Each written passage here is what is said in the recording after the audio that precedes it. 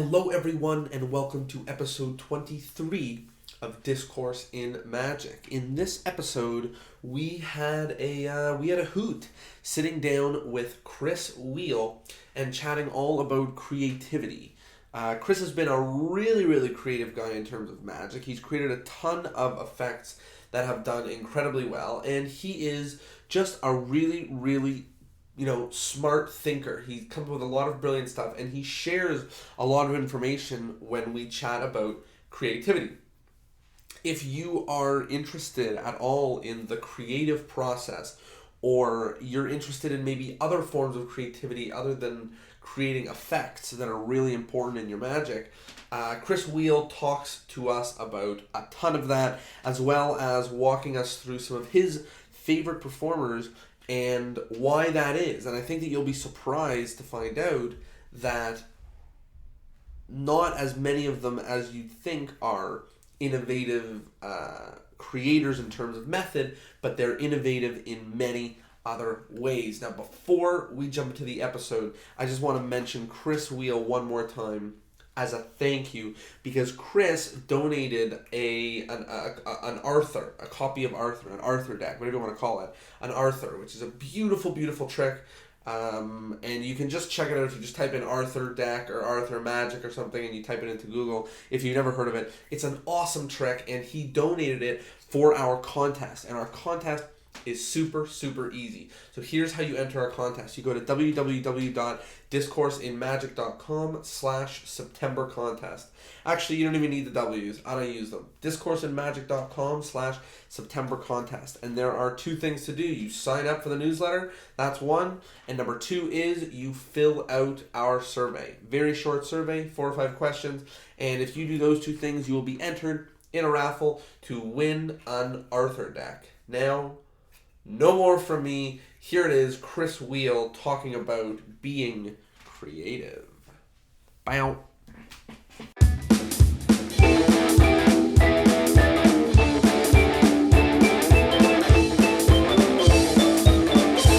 Hello everybody, and welcome to Discourse in Magic. My name is Jonah. My name is Tyler. And we are here with the very exciting, very interesting Chris Wiehl. Chris, how are you doing? I am exciting and interesting. Sounds it, yeah. So excited. How you guys doing? We're great. We're doing really well. We're having a good time, and we're excited to be chatting with you. Where are you chatting with us from? Right now I'm in my car in New York, central New York. It's a city called Rome, New York right now, which is it's a big city, but there's not a lot of people in it, so it's like a lot of space that it takes up. But that's where I'm at right now. So cool, very exciting. And that's very funny that you are in your car. That is probably one of the first guests we've ever had recording from on the road. So very exciting to that you made some time. Okay, so before we jump into sort of like your creative process and talking a little bit about some of the effects that you've created, just like to know, how did you get into Magic? How did you get sucked into this thing? What's your story? Yeah. So those who are listening to this and don't know who I am, again, my name's Chris Wiehl, and I've been doing Magic for almost 10 years. Officially 10 years. I've always been interested in Magic in one capacity or another, or performing in one capacity or another. But I never really started practicing Magic until my senior year of high school, which was I graduated in 2007. So this is going to be like my 10-year anniversary of doing card tricks. So I originally got started back when I was I don't know, probably like 4, maybe 3 or 4 or 5, around that age, when my grandma came back from a trip she took down to New Orleans, and she stopped at a magic shop while she was down there, and she had a bunch of grandkids, so she stopped at the magic shop and said, "Oh, what can I get to show my grandkids and impress them?" So they gave her some of the basic they gave her like a thumb tip. She actually left, I think, with a couple copies of the Klutz Book of Magic, Awesome. which I think that comes with a thumb tip, but it came with a bunch of stuff. So she brought that back, and she I remember her always doing this trick that's in that book with it's a dollar bill and 2 paper clips. Yep, and you fold the dollar bill, put the paper clips on, and they're separate. When you pull the dollar bill open, they connect. Mm-hmm. So that was awesome because it was simple. It wasn't necessarily, I didn't see it as magic, but I saw it as like something wicked awesome that grandma does with 2 paper clips and a dollar bill. My grandma's awesome. Yeah, I know. Come on, show her thing with the paper clips. Grandma, show him the thing. Show him the paperclip thing. Does it work with a 50? But so she shows those tricks, and that was like really the only trick I remember her showing me was that one. And she might have tried to show me the one with like where you have the chain, like the metal chain in the little metal loop, and you spin it and it flips on and it'll lock itself in. It'll tie itself on. So she shows me those. And then she's like, here you go. I'm going to give this book to you and you can do magic and learn all the tricks in here. I'm like, oh, thanks. That's like so awesome. Thanks, Grandma. I'm like 4 and I can't read this book. So much for that. But the pictures were good. So I tried to do a lot off the pictures. And the paperclip one I did sometimes. I tried to do, it was like a quick shuttle pass kind of thing they teach in the book.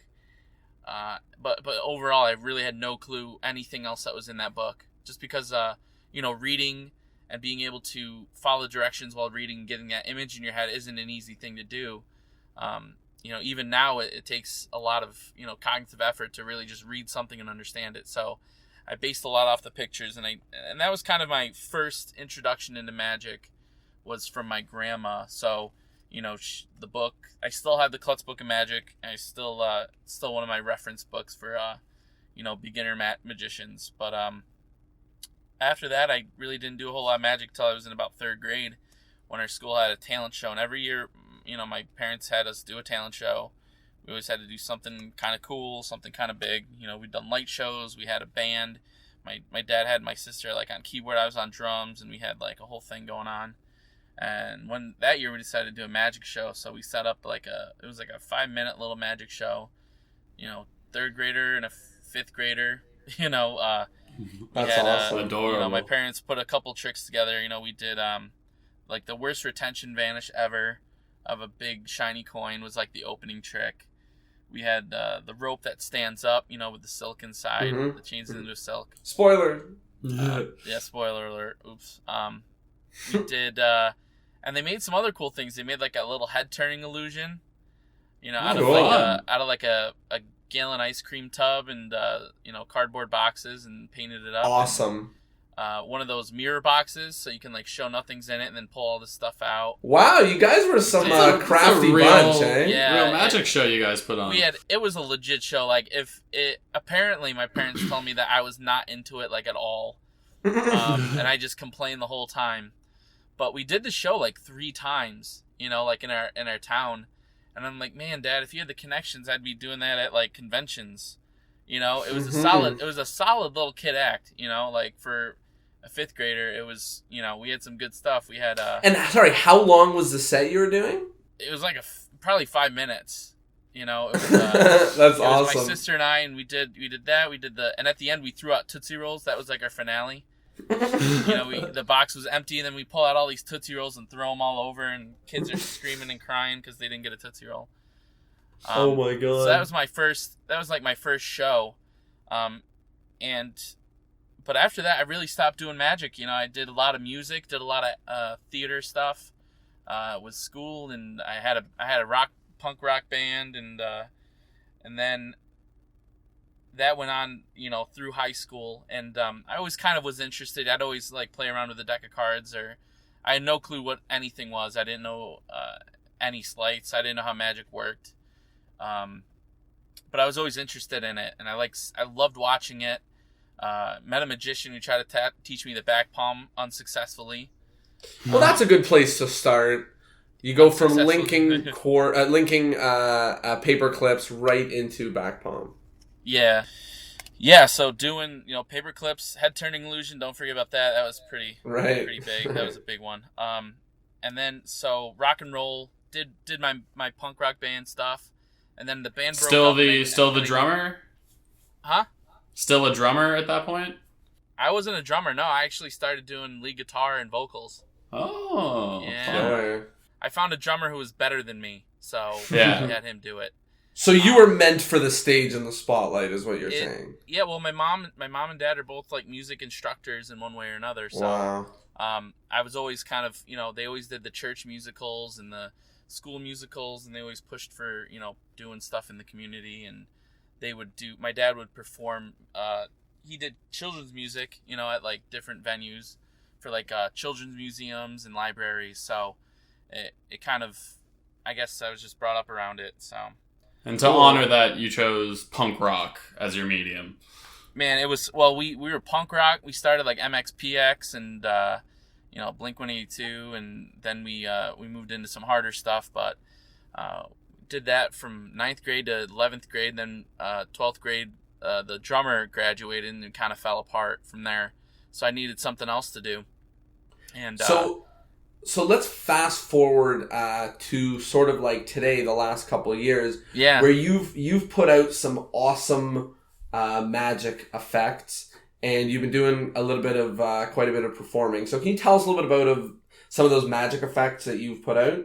Yep, yeah, sure. So the first magic effect I put out was a trick called "And All Be Consumed," and that was a object in bottle, and that kind of came about just by messing around with magic tricks, and it made sense, method-wise, and I started playing around with it and showed some people, and somehow I got a hold of Mike Hankins. I think it was through like an online, there used to be a lot of online video chats, and cool. He was like, oh, I haven't seen that before, that looks super cool, you should send it to Mandy from Paper Crane, back when Paper Crane was Paper Crane. And so, okay, sure. So I sent it to her, and she really liked it, and they had me come out and film it. So that was like my first thing. And then after that, I kind of felt like I needed to keep creating after that, since contributing and just having fun with meeting new magicians and doing new stuff. So started doing some work with the Blue Crown and put out Burn Notice. Also a beautiful trick. Yeah. Thank you. Yeah, that's a reveal on a receipt, and there's been a lot of work by other magicians on that too. But that was just my take on it, which did well. Then I think a year or two after that, I started working on Senses, which was a magic trick using like ketchup cups or condiment cups that we find in like Chipotle or all those other kind of restaurants that pack your food.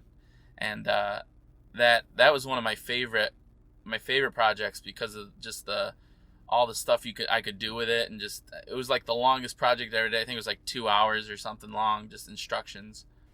Oh wow! So it was a ton of applications. That was a lot of fun.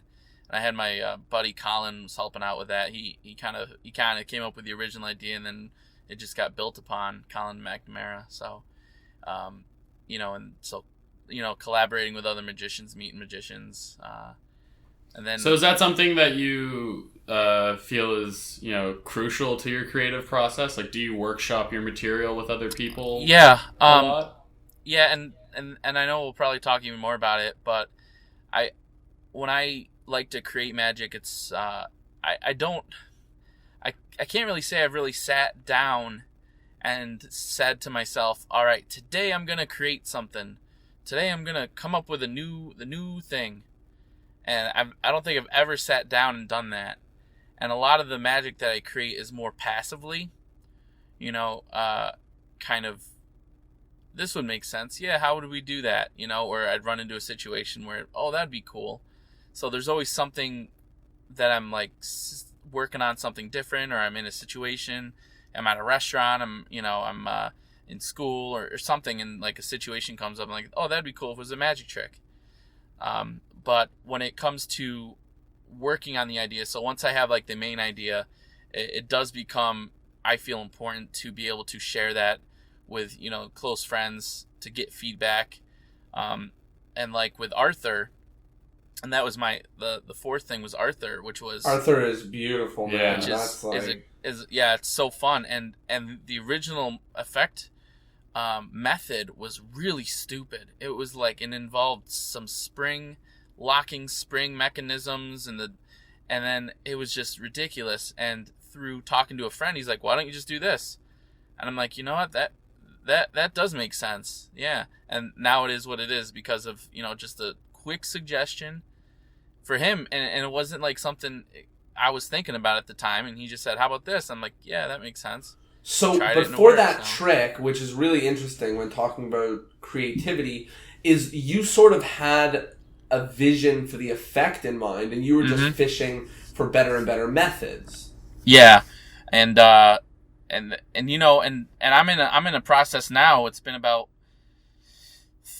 maybe a 3 or 4 year magic trick I've been dealing with, and it's the same thing. You're looking for a better method for it, and you're not quite happy until you find something you find that is good. And even now, I still am trying to improve Arthur, looking at different materials and different ways to do it, and getting advice from people who are working it. And this could be fixed or this can be fixed, and just tweaking little things till it gets better and better. Yeah.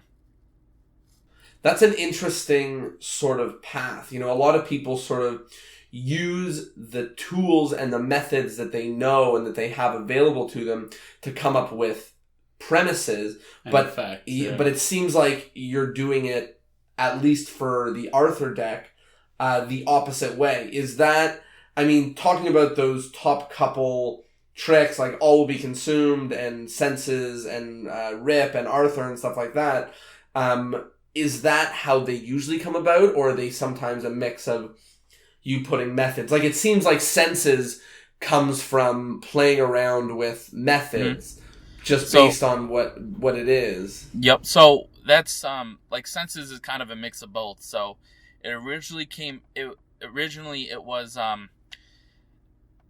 it was just people messing around with some ketchup cups and, hey, look what we can do with them. It wasn't necessarily even like looking at a method. It was just playing around with them, and it fell into place. Like situational, like, oh, look at this. This is kind of interesting. And then from there, we're building on that original method. And then we're like, oh, what if we tried a different method using this? And it came up with the version that's on the trailer. There's like 15 different things on the trailer. But, it's just different methods, and they kind of fall in. We jam on different plots. So, it definitely is easier for me to have a plot or have a premise and then build in the method from there. Which I think is interesting, just because of the way that creativity can work. Because as you're saying, people are working with methods to come up with a premise, but I feel sometimes fitting those methods into that premise is difficult. I do too. And I'm trying to think of if there's any examples of that in the real world. But like I have a trick that I'm working on, which is how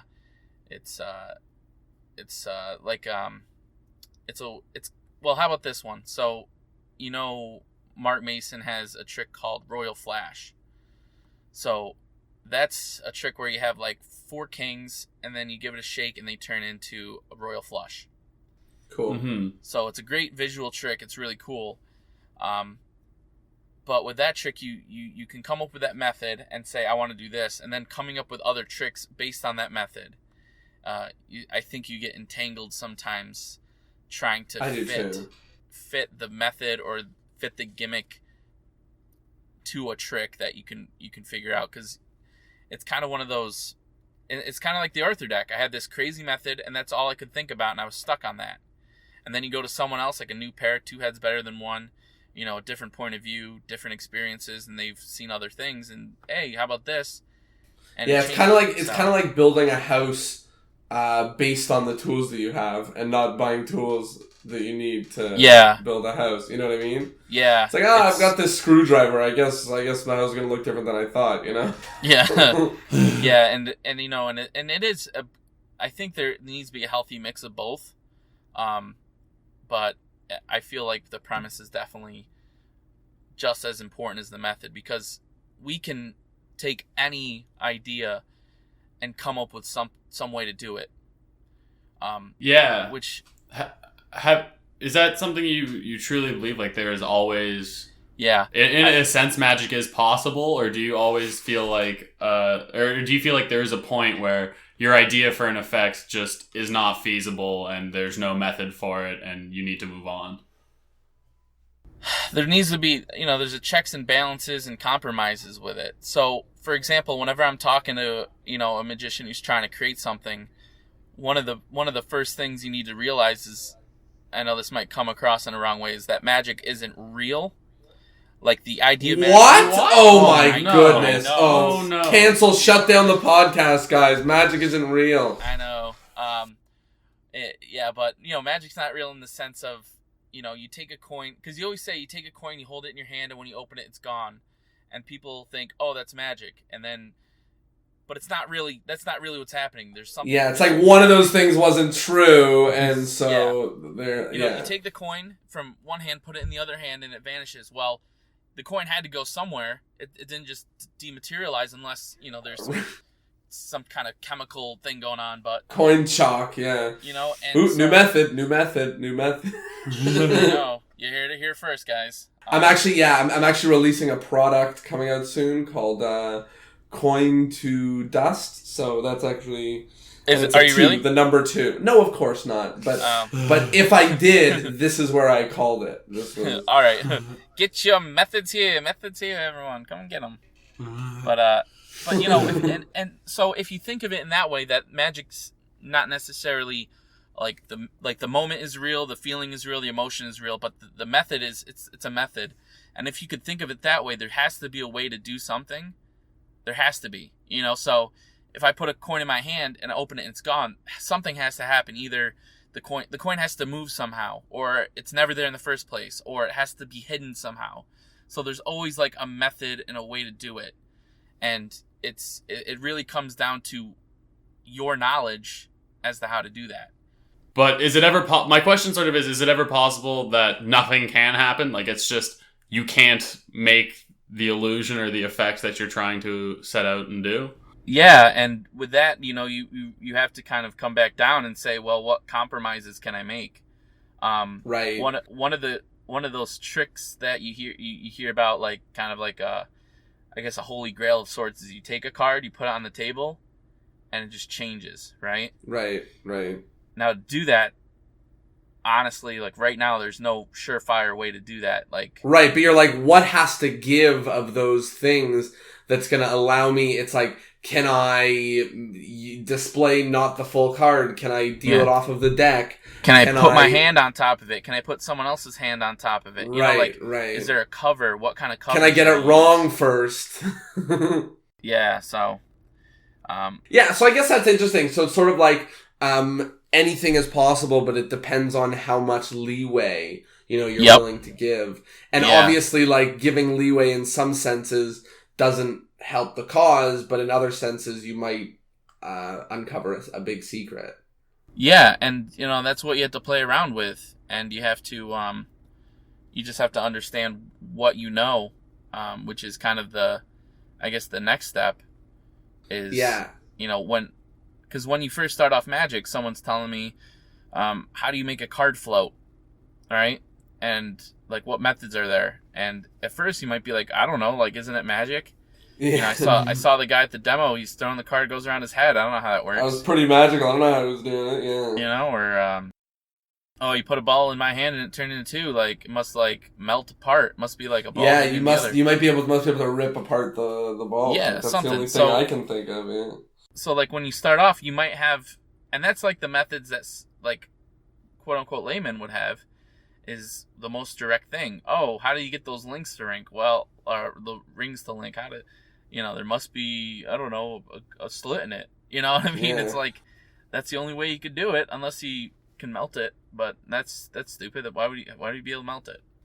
But so almost almost something amazing that happens as a layperson is what they'll do is they'll come up with these like, I know that I'm doing good magic when the stuff that they're fathoming is like that melting stuff, is when the only thing they can come up with is like, even a crazier method than the true method, or even like something that they know is impossible. Like, maybe he put me to sleep with the hypnotism and he snuck. They're like, wait a second, like that doesn't make any sense either. Like, yeah, so that to me is which how is, I know that I'm doing good magic. And which is why laymen don't make very good magicians. No. They can't do magic very well. Because they don't know all the tools, like all the tools and the methods and the theory, they don't understand that. And once you do, and you understand what is possible and what is out there, thinking outside the box, first you need to know what's inside the box. Exactly. You mentioned how sort of like, depending on your leeway, you either stay with ideas or maybe... depending on the leeway, you can change some of the circumstances to be creative. Do you ever find yourself giving up on premises because you can't find satisfactory sort of leeway? I never like to totally give up on an idea, which is what the magic drawer is for, right? Like, I have an idea I've been working on where it's, I have like a dollar bill, and I have a card, and I want to put the card inside the dollar bill, like have the dollar bill wrapped around it, show the card is the wrong card, and then just have the spectator put their hand and just tap it on their hand to have it change. And, that's simple enough. Like, you can do that, and this is one of those compromise things. Yeah, I could take it, wrap the bill around it, and have the card slip out. I can slip it out, like snap change it, or I could, just have the card turn face down, do a double lift pretty much. Or, there's a lot of methods, but I wanted certain premise, I wanted certain restrictions and certain limitations on it. So I wanted them to pick any card in the deck. I wanted them to sign the card. I wanted to get lost in the deck. I wanted to be able to mix up the deck if we wanted to. I wanted to show the bill empty. I wanted to take the card, one card out of the deck, put it inside have the bill wrapped around the card, show that it's the wrong card, show the top, bottom, show like the whole card, and then have it change. And that's like a lot of stuff, and it's very restrictive. And you're like, well, I could make compromises. And in this case, it's so close to that point where I'm happy with it that I don't want to give up on it yet or make a compromise. And I feel like there's a way to make it work. I just haven't gotten there yet. So, I'll put it on the shelf. I'll kind of let it sit there, and I'll go on with my life. And, you're learning stuff every day. You're learning new methods every day. New tricks are coming out. And someday, it's just going to click, or I'm hoping.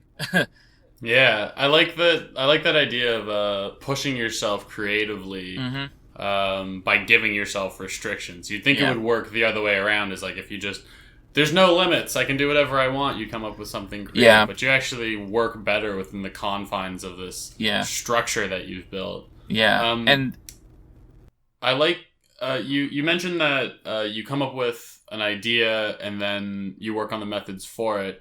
Where do you draw your inspirations from? Like, how do you come up with that'd be an interesting effect? I know it comes from different places, but what would you say is your first step in your creative process, I guess? So a lot of times I'm just sitting around and you're always playing with cards, you're always playing with magic, and something will just happen, I have a dollar bill and I'll do a snap change with a bill, or oh, hey, what if I did this and had it differently? Or what if I could do this with it? What if I could, what if I'm watching a Disney movie, The Sword and the Stone, and then, hey, that'd be a cool card trick. Or what if I'm listening to music and they say something in the storyline of the song, and, it's really, for me, it's a lot of passive creating, personally. So if I'm personally coming up with something that's very passive, or like with Burn Notice, the way that came about is I was, and this sounds weird, but not really, we're magicians. So I'm ironing my clothes to go to an event, and I ironed some bills. I have some bills I want crispy and flat. So I ironed some bills, and I had this bent up, it was a ticket for the event I was going to. And I was like, oh, I'll iron this out a little. And I did, and it totally, burnt it. It turned totally black. I was like, why did that happen? And then I I kind of learned that,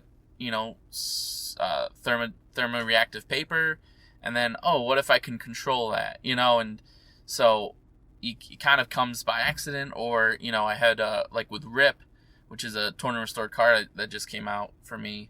That was kind of a challenge put forward me by someone else, kind of with an idea, and then, we're jamming on the idea, which is one of those, as they talk, those magic talks with your friends, trying to come up with new things or better methods, and kind of jamming on that premise or idea, and that's what it came from, was one of those jam sessions. So, I didn't sit down with anyone and say, hey, let's create a trick. It was like, hey, I got this problem, what can we do to solve it?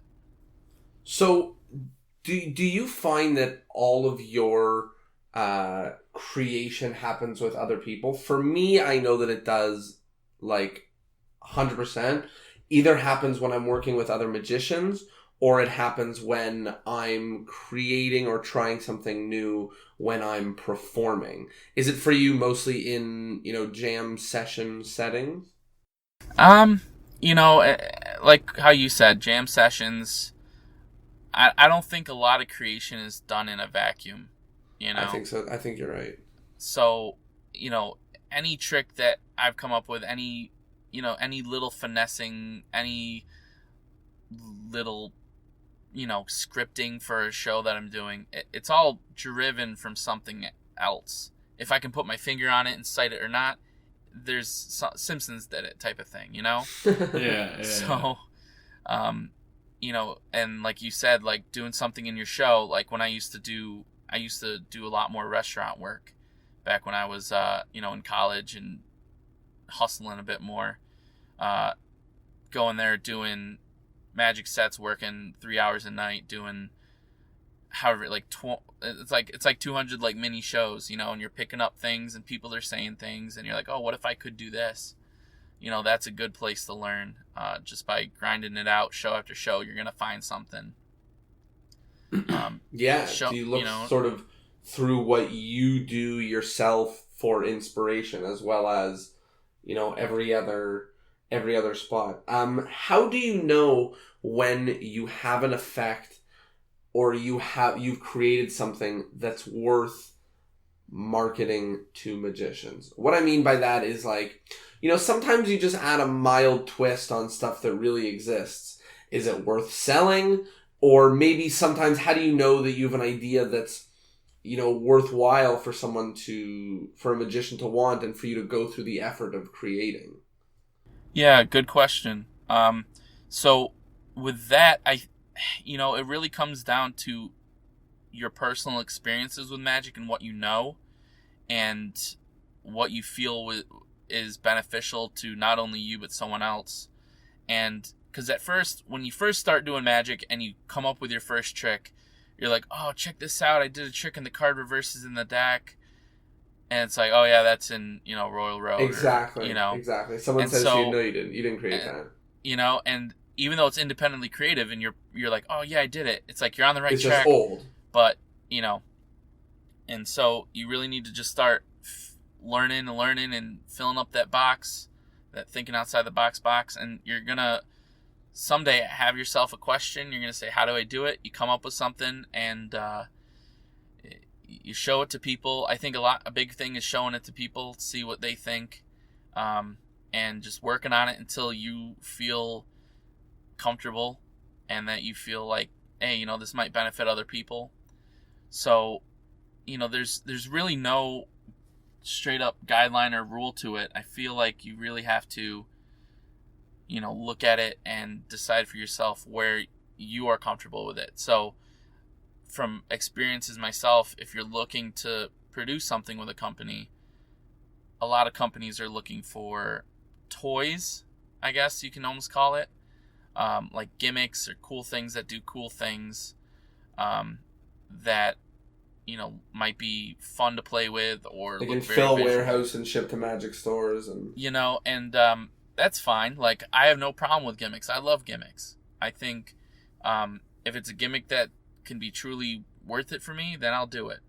But however, if I'm looking at and that's what a lot of people like to buy, and like the companies like to sell, When it comes to something that's a little more natural or a little something that's like not gimmicked and it's all sleight of hand, I think people are looking more for variability in it, as well as I guess, what's the word I'm looking for, like flexibility and diversity in that product. So if it's a DVD full of several different card effects, or if it's one move that's you can use for different plots and different card effects, I think when you feel like it's released, it needs to be something that other people want.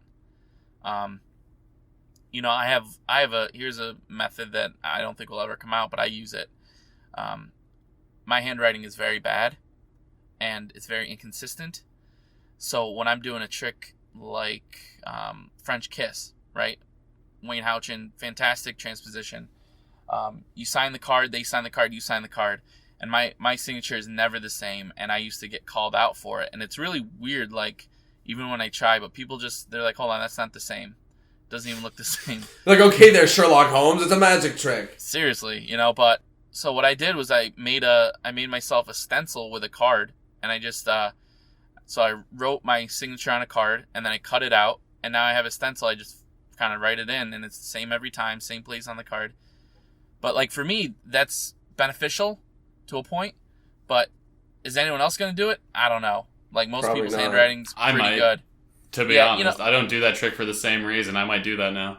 Yeah, well, go ahead, take it, and use it. Maybe I'll publish it in some, I don't know, pamphlet and leave it in the bathroom, but at MagiFest. But do you have any? You said that you get a lot of your inspiration and really work out your effects and your methods and your ideas with other people. Do you have any specific tips for working creatively with others? Because I know a lot of people can be very protective of their ideas and not necessarily not willing to share, but maybe not willing to receive criticisms and critiques and, some subjective views of their stuff. And so first rule when working with other people, and this works for me, is I cannot work with someone who comes up to me and says, "Hey, let's create something together." Because first off, that's not my process. I can't just sit down and really just create something. Like I can, but I feel like that forced creativity for me doesn't really get me going as much. Like if I'm sitting down and they're like, "Hey, let's create something," I'll be like, something with a marker? I don't, it's like that doesn't work for me. Now, if someone comes up to me and says, "Hey, I got this idea with this and this," and I'll be like, "Okay, yeah, so you have like a plot in mind. You might not know how to do it. You're working on scripting. That's fine." So I feel like when working with other people, it's good to either come to the table with something or have someone else come to the table with something. And it's not just to sit there and try to create it just out of nowhere, because the hardest part is coming up with that plot, So if I'm working with someone and I have a trick idea and I show them, or they show me. So the first thing you need to do is remember that you have to be open to suggestions, because not everyone is thinking the same. And as you know, magic is, if it was that simple, there'd be one book you can get at the library and be a magician. That's why, as if with any art, there's different opinions, different thoughts, different mindsets of art. So thankfully there's none that I know, like, how to create a magic trick, because it's sort of not, it's a very creative process. It's a very, like, I don't want to say unique, because I guess a lot of people go through the same steps, but, like, hopefully nobody is sitting down and deciding to create an effect and then creating it, because I think, the best way to build something great is over time and with a lot of opinions, and, that's why there's no book out there saying how to create a painting masterpiece. Exactly. Because everyone is so different. They'll teach you, this is the correct brush stroke to get this effect, or this is the correct medium, the correct type of pen or pencil or clay, or so they have those, and that'll, you can take that information and create a masterpiece. But that's why you have to keep learning and coming up with those methods and those tools and the information to do that. And everyone's going to have different road that they take, a different path and different experiences. And, like some people do coin magic, some people do card magic, some people will not do coin magic at all and only do thimble magic. Actually, no one does that. But, like... I don't know. No, I'm just kidding. We might know a few people who do thimble magic. But, there's a lot of people doing different things and different experiences and perspectives, which is why when I sit down with someone as a creative jam session, or I go to a meetup with some friends, I'm like, hey, check out this new thing I'm working on.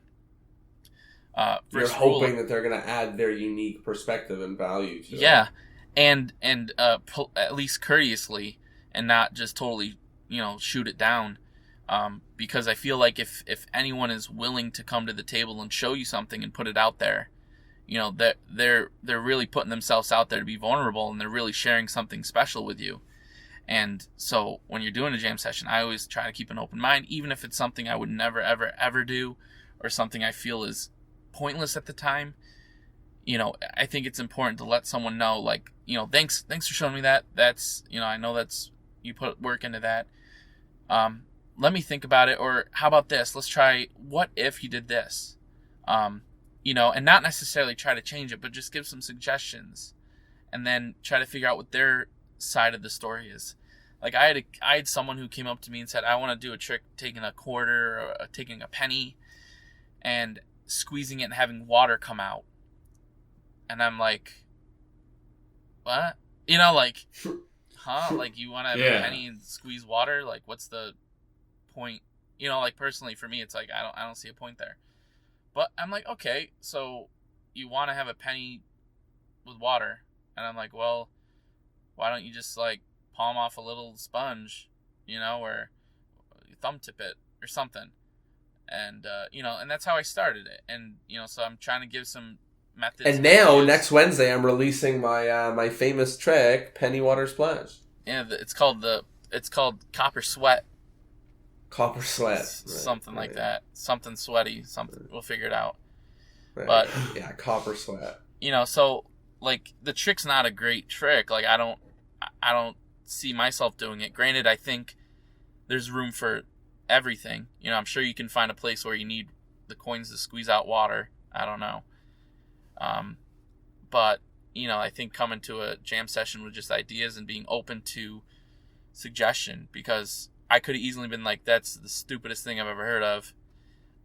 Why would you want to do that? There's no point, but when I'm at a jam, I find that I speak mostly about sort of presentational and effect ideas rather than methods. What do you find, and how do you recommend getting more towards methods with your ideas? I think, and this really comes down to some thoughts about what magic is about. Is it about the performance aspect? Is it about a method aspect? Like, you have to figure out who your crowd is. Like, I'm always working on my show. I'm always trying to come up with new things to do and premises. And sometimes you get caught up in the method, man, because we know so much. When you're into magic so long, you know so many different things. And I think there's also this trend of a lot of people pushing toward more like magician fooling magic as opposed to entertaining, it's so performing difficult magic. To know what method, like how much method is required to fool a layperson. We forget. It really doesn't take much, like a French drop that'll fool people all day. People, show me a trick. Sure. French drop. They're like, oh my God. And it's like, I think we forget sometimes. And that's where you have to decide personally what your magic is for. Is your magic for magicians, or is it for performing for people who's never seen magic? And personally, I feel that being able to share my magic with people is just as important, if not most important. That's the purpose of magic, I guess, in history, was to show people what you can do. I don't know if the first quote, like the first magicians were just like, oh, I'm just gonna look what I can do. I can do a double lift, but I'm not gonna show anyone. I'm not gonna perform to anyone. Like it just, I don't know if that makes Yeah, sense. it wasn't people meeting together, like conniving and not doing it. It was. It's the opposite. It was meant to go out to the public and to amaze people and make people. It might have been a little less entertainment based and a little more power based. I guess spirituality based. Trying to get on people's believing in ghosts and working on people's beliefs in that way, making you feel. But anyway, besides that, you have to decide what you want to do for. So like with me, with methods, I think that's important. So if I'm jamming with people, I'm like, hey, there's a convention, or I'm trying to do a performance for a competition. If you're doing a magic competition, your primary audience is probably going to be magicians. So that's why you have to have a different mindset there. Or I'm working on I have a kid show and I want to do this. I'm not gonna go all out and be like, hey, let's try this crazy method. I might just be like, hey, I'll just palm the card out. And the standard stuff, and put it in my like do standard stuff and work more on the presentation of it. However, I feel like the method and the magic and method and presentation are all important when it comes to creating. So I think method is good, but I think a lot of the presentation will also go into method, for motivational reasons. 100%, and that's sort of one of the main things that we stand for at like Discourse in Magic. Our sort of one of our purposes is that people are spending a lot of their efforts and dollars on just advancing their methods. And we think that that's a little bit of a vacuum or a funnel into the world of purchasing magic and never performing it. And let me tell you, first off, I guess this kind of goes hand in hand too. Some of my favorite magicians and why. Because a lot of people might have certain magicians who are their favorite, or it might be like, oh, David Blaine because he got me into magic. For some of my favorite magicians, and I'll start local and personal. Since we're talking about creativity, is Nicholas Lawrence. If you don't know Nicholas Lawrence, he used to work for Sandsmine Magic, and then he left, and he has his own company now called Sensor Magic with another creative dude, Ryan Lehman. Both very creative guys. But the thing about Nick Lawrence is every time I see him, he'll show me something new. It'll blow me away, and then he'll tell me the method for it, and I'll be like, damn, that is a sensible method. That is like, so reasonable. It's like what? I could do that. And like everything he's shown me, I've been like able to do no problem. And it's super workable. It's super practical. And everything he does, I look at him like, dude, this is like, I don't even get it. Like how is this so much better? And there's nothing going on like method wise. It's just so straightforward and simple. But just like the way that's presented, the way he presents it, the way he crafts it, it's just so like he does a lot of stuff kind of with on the cuff stuff, like kind of I guess off the cuff, like with random objects. Like he has some stuff with like chapstick he does, and he does stuff with dollar bills, and like, he does a lot of his good card stuff too. But when I see it, it's just like, man, that's accessible. I can perform that because with me, I like to perform. So I don't want to have a method where I have to set something up, 20 minutes beforehand, go do it once, and then I'm done, Mm-hmm. And then I can't do it again for the rest of the night. Or you can only do it for people that are directly in front of you and nobody else. Like those tricks have a place, those like in my stage show, I do tricks that I would never do in my walk around. I'm not doing ring and walnut in my walk around show. Of course. I'm not doing, I'm not doing these big prediction tricks I'm not using a maze box during my walk around show. Mm-hmm. I'm just not. They have a place though, so like in that case, doing that setup is worth it. But for depending on what your performance is, so like for walk around, Nick Lawrence's stuff, I love it. Second other magician is John Gustafaro. He doesn't really use a lot of gimmicks. Maybe a gaff here. All this stuff is awesome. I see it. I'm like, I'm going to do this in my show now. Or I'm going to try this tonight. Or I'm going to play around with it. Or, and you work on it. It's very workable, very fooling. and it's just fun. It's like just any deck of cards, any place, and that's creative. And he has some really great touches on his book, 1 Degree, talking I about was just how saying, to take great book. how to take your Magic and just add that little bit that just blows it out of the water, you know? And I don't want to keep talking about my tricks, but like that's what I did with the Null Be Consumed. It's already out there. You know, not David Williamson, Lifesavers, right? Justin Fong? No. Is it Michael Weber? Michael Weber? I think so. Yeah. He has a version of the same thing in his book. Yeah. Uses a glass bottle and a coin. So, let's even jump at Infusion from Illusionist that came out like 20 years ago. Yeah. Very similar to that.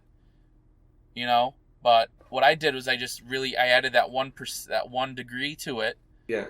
And added another little phase to it, and it really got people going. You know, people thought it was the best thing ever, and all I did was add one little thing, you know? And people thought it was worth it. People thought it was worthwhile to Magic, to the Magic community. And I think maybe sometimes that's all a piece of Magic needs, you know? Like 1 degree. Yep. Exactly. Sometimes like there's an effect that has been created by someone else, and like we sort of use it for however long until we realize that it's missing something for us. And those little changes are what sort of make our Magic unique, but will often lead to, you know, the creation of a whole marketable effect in some cases. And the people out there are like, what's 1 degree? It's like the difference between water not boiling and boiling is that 1 degree. So take Biddle Trick, for example. People do that all the time. I do it all the time. You can really add one little thing to it to make it that much stronger. And I think Patrick Kahn actually did some work on it, where he does it and he shows all 5 cards in his hand and then he puts them down and then there's only 4 there. You know what I mean? It's adding that one little thing that makes it people just to remember it differently or to get more of an impact from it. But you know, that's and John has a lot of really fun presentations for his tricks too. Some of them are a little goofy, some of them might be a little weird, but they're all, they're fun. They're stuff you can do for walk around. Methods are great. Scripting, routining, that's other. And then if you want to look at a different type of creativity, if you look at Rob Zabrecki, who, you see his show and he does other people's magic. You know what I mean? He does like a 21st Century Phantom. He does the Diminishing Deck or whatever. He does what's the other? He does some Tom Stone tricks. But he puts himself into it. Creatively, he's routining them to fit him. He's finding stuff that fits him and he's writing it and scripting it out. Just so it's just gorgeous work, and it's personal, and it's very creative, and there's a lot of magicians who are very creative at creating tricks, but when it comes like putting their personality and their character and a show together, they don't add much. They don't have it, and it's not that they can't do it. It's just that, a lot of the energy is getting focused elsewhere, and I think someone like Rob Zabrecki, very creative in all ways though, but if you haven't seen a show and you have a chance to see it, and you'll just see someone who takes tricks that are out there and just makes them his own, man. Like you would not even know that anything he made was someone else's at any point at any time. It just because it's particularly he just scripts it and writes it out. So do you script your routines? Are you for scripting, against scripting? What are your thoughts on the subject? I'm for scripting. The reason was from a conversation that I heard about with Dan Harlan. We went to see a show at a convention called Kutztown Convention, which is a 1-day convention in Pennsylvania, which is a really nice 1-day convention for just happening, one day, as opposed to maybe another convention that like a 4F that has a convention afterwards. This is like 1-day convention, that's it. But he was performing there, and we had a conversation. Me and a group of people were there talking with him, and we were joking, telling stories, personal anecdotes. and he does his show, and he's going through show, and he's throwing in these jokes that we had, and we're sitting there cracking up. We're like, this is the funniest thing ever, because he's able to relate his show and put stuff in for us. And afterwards we talked to him. He's like, yeah, and that's why I script everything. And so if something comes up like that, I can deviate and throw it in there and go right back to where I need to be without even thinking. So it sort of allows him to do the opposite of scripting by having a Yep. path that he knows he's going to Yep. follow. Like, And- he'll and find I know- the beat and get back on time. And I know Gregory Wilson's even said something similar about scripting, having that kind of that trunk of that tree and then being able to grow off of it, which is why, Greg Wilson seems so off the handle, but his stuff is real tight. Like he's saying, how is he coming up with this? And he's still staying on points because he has that direction he wants to go and he can follow it, but you can still go off and then get right back on. But as far as personal scripting, I feel like that is an amazing place for creativity, for new tricks, and new moments. And I didn't always used to script my show. I only started scripting my show maybe about a year ago. And I sat down. I had a couple days off. I'm like, I'm going to write out my whole show. I'm going to write every trick that I do. And I'm going to actually write a script to it. And so I sat down and I did it. And yeah, it takes a while, but I just wrote out my show. And as I'm writing it, I'm just like, what would be really cool is if I did this when I said this, or if this happened, or hold on, what if the presentation was a little bit different and it fit it this way? And just messing around with words, just sitting down and writing down words can really direct you into different places. And 100%. It just gives you an opportunity to like look at it and just map visualize it out. exactly what. So if you're listening to this if you're listening right now to this, just pause. I know you don't want to. You want to listen again. Just pause it and sit down and take the next 2 days to write out your script. And pause it for 2 days. 2 days later, then, come to the end and then listen come back to how this wraps up. And if you seriously take it seriously and you write out your script and you start analyzing what you're doing, you're gonna find stuff to put in there. Either new tricks, new plots, little additions to your show to make it that much better. And I told you so. I don't know. It was the craziest thing. I never thought it would happen until I sat down and wrote out my whole show. And you just find little moments to put stuff in, and you find little places to put jokes and little plots that might fit in a little better to the show. But it really, just taking that personal time to write something out or to really script it out really helps. And it's awesome that almost helps with the creative process of your show, Yeah, and it's and every couple of months I try to sit down and just go back through it, and I personally, I'll see my show changing as I check every month, and like, oh, I never say this anymore and this fits better, this joke better. Same with filming your show, like being able to film it and go back and look at stuff and pick out those words. Helpful. Pick out those words you don't want to say anymore. It just helps with the creative process in the sense of your personal show, which necessarily isn't creative in methods, but creative in the sense of putting together a cohesive show that has a flow and makes sense and it's fun and keeps people engaged. 100%. And I agree. One more thing that I wanted to ask, when creating a new effect, once it's created, there's something that's sort of interesting happens in the magic world where, it's this middle ground of effects that fool magicians but are also very performable that end up making it to the top. Like ones that just fool magicians don't really push the envelope so far, and then ones that are like really performable but methods are obvious for a magician. Yep. They also don't perform that well. Yep. What is your sort of secret to getting a method in that sweet zone?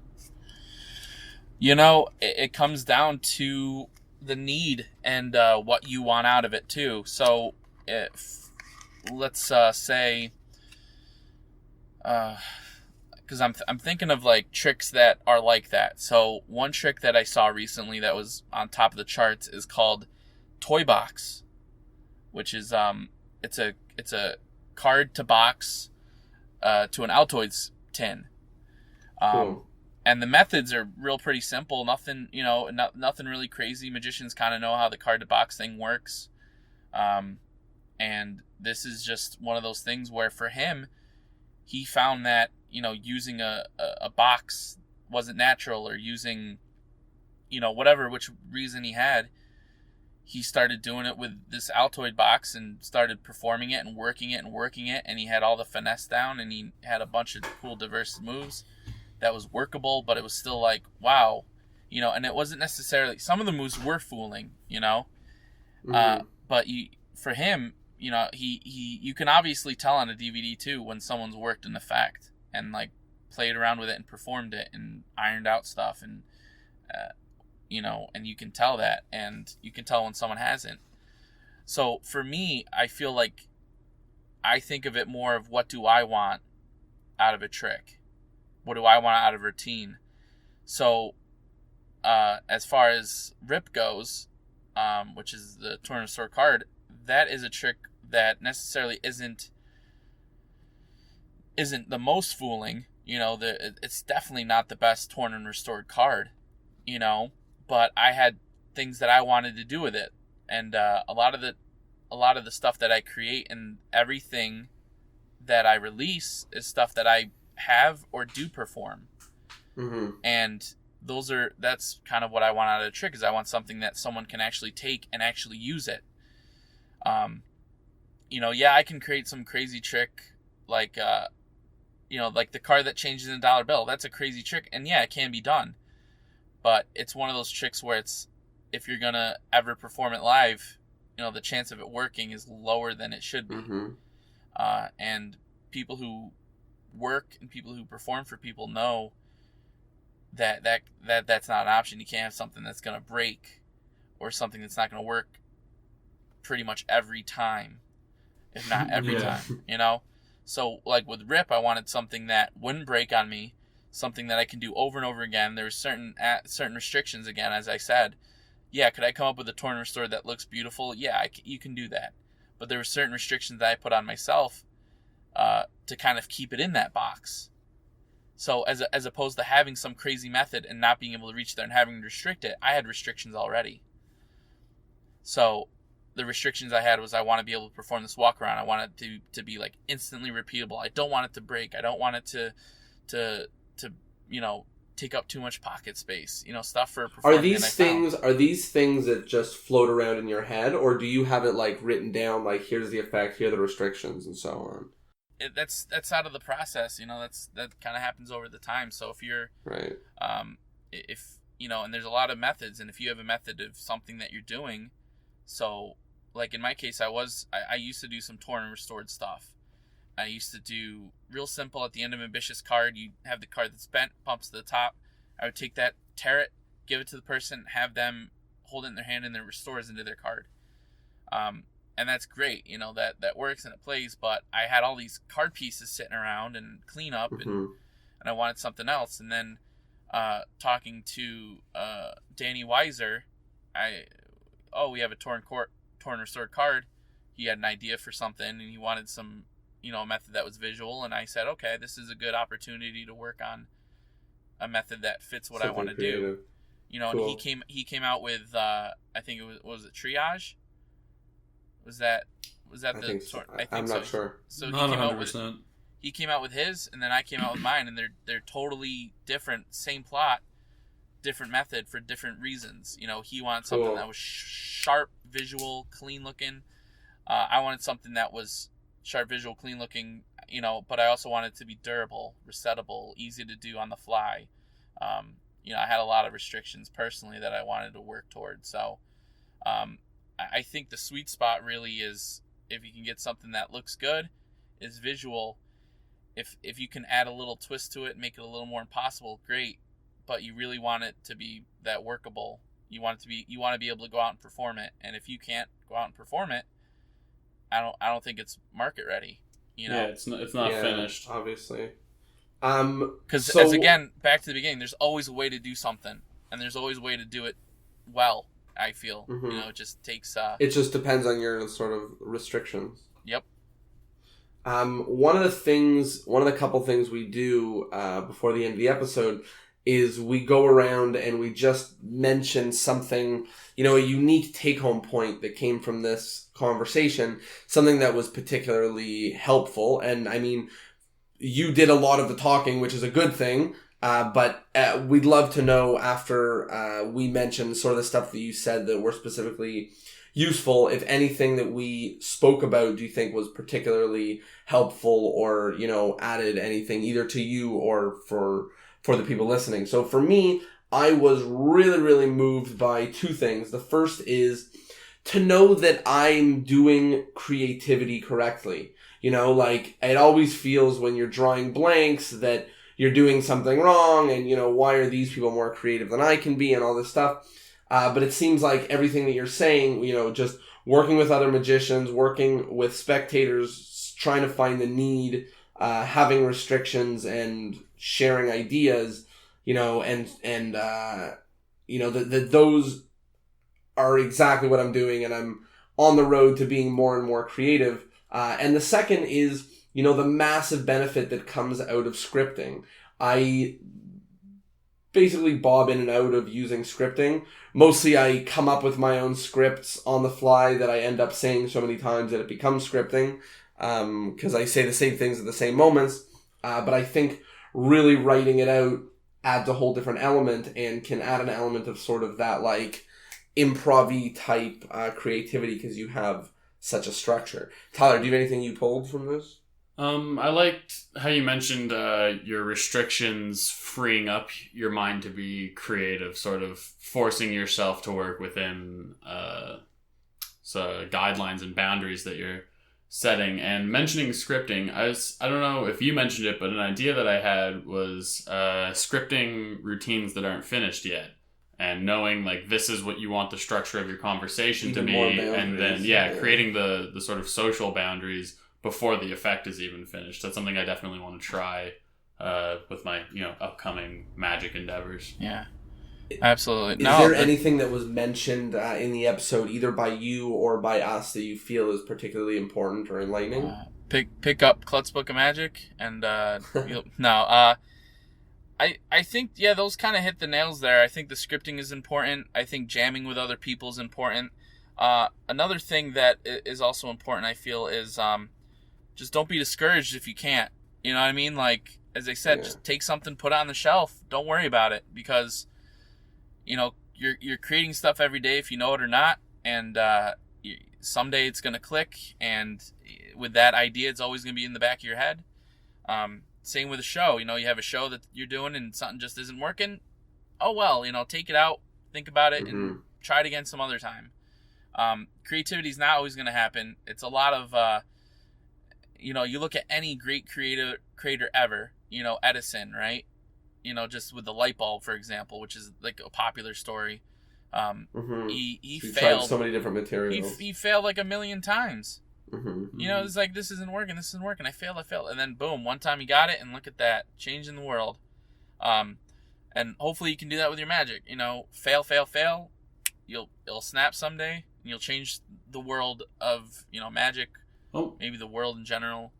And that's one thing you need to learn is it's all about failing, and it's all about just trying and pushing and never giving up. And filling that box. So. And I think that is really good advice. Last thing is, you got the last moment, you got a mic in your hand. Who knows how many people listening? All magicians. Is there anything you want to tell them? Anything you want to say? Yeah. So if I'm always up to talking with people. If anyone wants to discuss or has questions or thoughts, need a second opinion, I'm always online. I'm always trying to keep networking and keeping in contact with people. And I have my Facebook page. I have my Facebook magic page. So that's the Magic of Chris Wiehl, and Wheel spelt Wheel, like a tire. Cool. But awesome. That's get in contact with me. I'd love to, if you have any questions about what I've said, or you want to tell me I'm wrong, which, because there's always different views on stuff, which I love to hear. Just I always play devil's advocate, you know, show me a trick. I'm gonna play. I'm gonna do that because that's how I think you can push someone too. So For sure. but other than that, Cool. I think that's Very good. cool. Thank you so much. And thank you so much for coming on this episode. And we're very excited to share some of the awesome stuff that you shared with us. With the world. With the world. Yeah. Hey, well, I appreciate you guys, getting in contact with me, and it's been fun knowing you guys. It's Yeah, I love absolutely. the Yeah, show well, personally. We'll get If to know you more in the future. Yeah. If you get a chance, if you're listening to this now, go and listen to every other podcast if you haven't already. There's a lot of really good topics and conversations that go on, and I thoroughly enjoy listening to them whenever I can. So Thank you. Thank you so much. yeah, definitely great. Perfect. Awesome. Thank you so much. And of course, thank you everyone at home for listening. We will see you on the next episode. Take care. Yep, we'll see you later.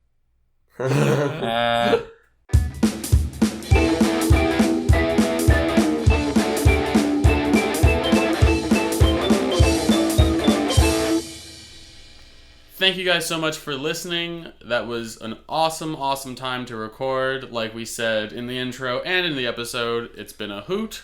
Big thank you to Chris Wiehl, super creative guy, super interesting, really fun to talk to. If you guys liked what you heard, please leave a comment on iTunes or on Discourse and Magic, or share it on Facebook. You can shoot Twitter, us an email, InstaSnap, Super Hooper, Vine Chats, MySpace, My Napster. Chats, Hooper Snappers, Tinder Snaps, InstaSwipe, Grindr, Tilt. You could do it on Vine. on How did we forget LinkedIn. Vine? Yeah, you could do it on Periscope. You could hop on MSN Messenger. Yeah, you could do it on the Googs. You could do it on Uber. I don't know how that works. You could do it on Spotify. You could do it on Evernote. Okay, now I'm just naming things that are on my Applications, homepage. yes. Yeah. Yeah. But most importantly, if you haven't yet, you can go and do the survey and try to win the contest. So the survey is very easy. Go to discourseinmagic.com/September contest. Very easy. And on that page, you will find both the survey and the spot to sign up for our newsletter. And with those two things, you will have an entrance ticket into the contest. And that ticket will possibly allow you to win Arthur by the gracious and wonderful Chris Wiehl, who we just spoke to. So you are It's probably like Willy Wonka up in here. familiar with. That's exactly right. It's like Willy Wonka. Big shout out to Gene Wilder, who just passed away. Don't laugh. I'm laughing too. But it's only funny because it's topical. It was just It is super serious. unexpected. He was I really didn't even good. think. I know, me neither. Rest It in just peace, came to Gene me. Wilder. I love you. Here's in all a your fun films. little blank. When they asked Gene Wilder to do the role of Willy Wonka, he said only if he could walk with a cane, fall, do a somersault, and stand up when he introduces himself. And if you've ever seen the movie, that's exactly what he does. So very funny. Is that true? Yep. Well, I read it, so who knows, but I think it's true. I read it on the internet. Everything's true there, right? Yeah. Yeah. So then it's definitely true. And yeah, so other than that, we will see you all on episode 24. Later. Peace.